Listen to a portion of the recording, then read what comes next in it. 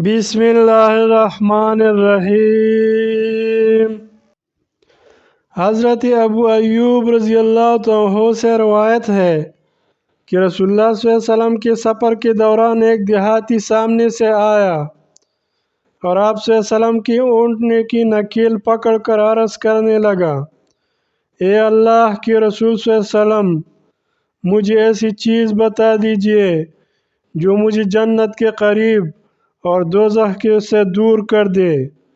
رسول اللہ صلی اللہ علیہ وسلم رک گئے اور اپنے صحابہ رضی اللہ عنہما کی طرف غور سے دیکھ کر فرمایا: اس کو اللہ تعالیٰ کی طرف سے توفیق مل گئی یا فرمایا ہدایت مل گئی۔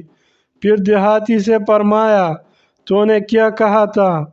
دیہاتی نے دوبارہ وہی عرض کیا۔ رسول اللہ صلی اللہ علیہ وسلم نے فرمایا: تو اللہ تعالیٰ کی عبادت کر اور اس کے ساتھ کسی کو شریک نہ کر، نماز پابندی سے پڑھ اور زکوٰۃ ادا کر اور رشتہ داروں سے میل جول رکھ، پس اب میری اونٹنی چھوڑ دے۔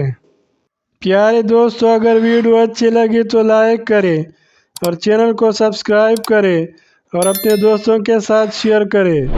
فرمان مصطفیٰ ہے: جس نے میرے حدیث سنی اور دوسروں تک پہنچائی تو اس کا چہرہ تر و تازہ رہے۔